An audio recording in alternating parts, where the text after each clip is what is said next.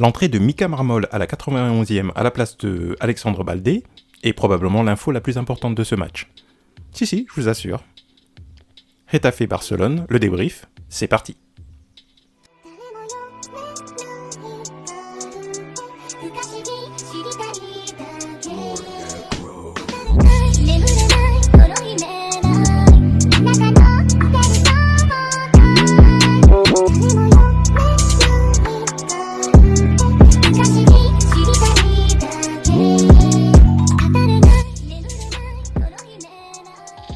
Bienvenue sur Barça Today.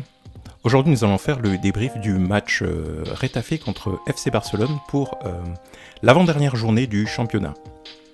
Alors, j'ai hésité à vous faire ce débrief parce que le match était relativement ennuyeux. Il ne s'est pas passé grand-chose. On sentait qu'il n'y avait pas beaucoup d'enjeux, clairement. Mais on va en parler tout de même.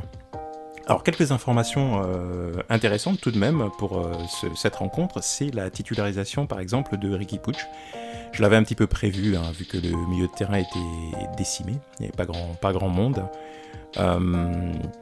Frenkie de Jong avait eu un jaune notamment, le retour de Busquets certes, avec peut-être un petit manque de rythme. J'ai senti Busquets en tout cas pas très en forme et il était super lent, plus lent que d'habitude en fait.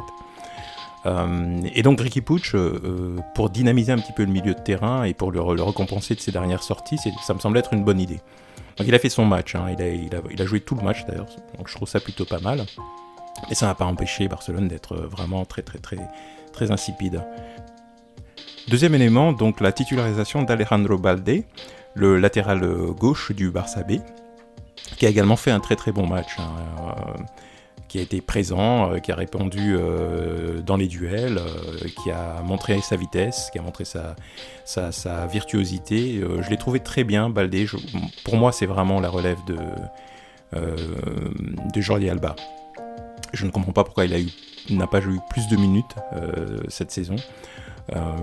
Il a été souvent à l'infirmerie, c'est vrai, il a des problèmes de dos assez régulièrement, donc ça, il faut qu'il les règle. Ça arrive souvent pour les jeunes joueurs qui ont commencé très tôt, notamment dans le milieu professionnel. Ça arrive qu'ils aient un contre-coup physique. Donc voilà, mais je le trouve vraiment très bien. Pour moi, il mérite beaucoup plus de temps de jeu en lieu et place de Jordi Alba la saison prochaine. Donc il a été remplacé à la 91e par Mika Marmol, comme je vous l'ai dit en début de vidéo. Et donc voilà, ça c'est l'info la plus importante, je pense, ce jeune joueur que je ne connaissais pas du tout, du Barça B, qui est également un latéral, mais bon, qui n'a pas eu le temps de beaucoup jouer. Donc, autre curiosité, l'attaque, la composition de l'attaque. Je m'attendais quand même à ce qu'il y ait peut-être un Adama Traoré qui joue, mais je m'attendais aussi à ce que Ferran Torres aille sur le banc. Et non, donc Xavi a aligné Memphis Depay, Aubameyang au milieu et Ferran Torres à droite. Donc voilà. Donc, autant dire que cette attaque a fait pouf, quoi. Donc il s'est vraiment pas passé grand chose. Il y avait peut-être Memphis qui tentait des choses de temps en temps, mais je les ai pas trouvés incisifs, je les ai pas trouvés mordants, je les ai pas trouvés en forme tout simplement. Donc voilà. Donc petite frayeur quand même pour Memphis qui sort sur blessure. Apparemment c'est un coup qu'il aurait reçu au niveau du bassin ou du dos, donc voilà, il a été blessé par Aleñá d'ailleurs, ex-joueur de Barcelone, donc c'est toujours pareil, il y a des ex-joueurs de Barcelone dans toutes les équipes, donc c'est pas compliqué, et il se venge apparemment en blessant les joueurs actuels. Donc voilà, donc sortie de Memphis Depay sur blessure, espérant que ce n'est pas grand chose, c'est la fin de saison, mais bon, ce serait dommage pour les compétitions futures pour Memphis. Donc voilà, donc l'attaque pas terrible, le milieu de terrain assez lent, la défense, alignement de Clément Langlais et Oscar Mingueza, donc la défense de la terreur. Donc je pense que c'est les deux défenseurs qui font les plus d'erreurs et qui commettent le plus qui provoquent le plus de pénalty, il me semble, ou de fautes dangereuses. Mais bon, ils ont été plutôt solides, ils ont été plutôt bons, même si l'anglais se prend un jaune. ça me fait peur au moment où il prend le jaune, je me dis c'est pas possible, il va encore prendre un rouge, il va provoquer un coup franc qui va nous coûter un but. Mais non, ils ont été plutôt bons, et notamment Mingueza, que je trouve toujours très très solide en défense centrale. Lorsqu'il joue en latéral droit pour dépanner, il a ses carences, hein, c'est pas son poste de prédilection. Mais en défenseur central, je l'ai toujours trouvé solide. Pour moi, ce serait un troisième défenseur très honorable. Moi, je pense qu'il faut le conserver dans ce rôle-là. Il est très bon, il est encore jeune, et il montre beaucoup de personnalité quand il est dans ce poste. Donc on n'a pas encaissé de but, donc ça veut dire que la défense a fait son job, hein. Ils ont été solides. Donc je pourrais m'arrêter là, hein, concrètement parlant, parce qu'il ne s'est pas passé grand-chose pendant ces 94 minutes et des poussières, réellement.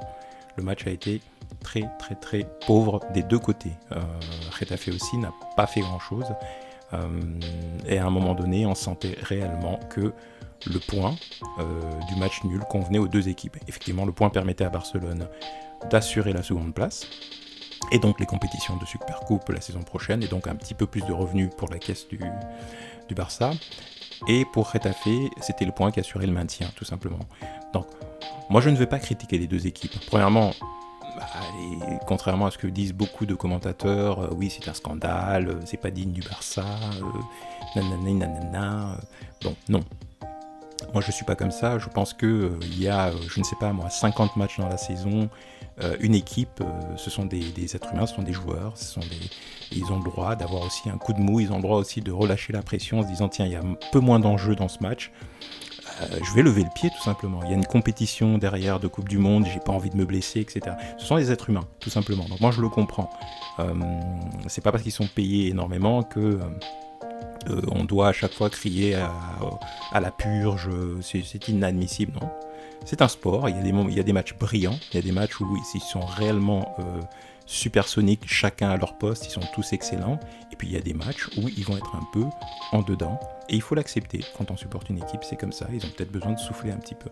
Donc ça ne me gêne pas du tout, je ne vais pas leur jeter la pierre par rapport à ça. Donc le classement. Barcelone a assuré donc la seconde place, hein, c'était l'objectif, un des objectifs de cette fin de saison, pour pouvoir jouer la Supercoupe la saison prochaine. Derrière, donc c'est l'Atlético qui revient, passe devant Séville, même nombre de matchs, donc pour les classifications en Ligue des Champions, ce seront Madrid, Barcelone, Atlético, Séville pour le moment. Le Real Betis et la Real Sociedad restent devant la zone de classification pour la Champions. Prochain match, donc dernier match du championnat, donc Barcelone-Villarreal, ce sera le 22 mai. Match compliqué quand même, je pense que la seconde place est assurée, donc, mais il s'agira de bien finir la saison, de faire un beau match. Villarreal est une équipe de Ligue des Champions, une grosse équipe, donc ce serait pas mal de finir par une belle victoire. Donc d'ici là, je vous ferai mes pronostics, mes commentaires. Je ferai certainement une petite vidéo donc avant match pour analyser cette rencontre Barcelone-Villarreal. D'ici là, portez-vous bien. N'oubliez pas de liker, de commenter, de vous abonner pour ceux qui découvrent cette chaîne. Donc c'est avec plaisir que je lirai vos commentaires et j'échangerai avec vous. Donc on se retrouve prochainement sur Barça Today pour de nouvelles aventures. À bientôt.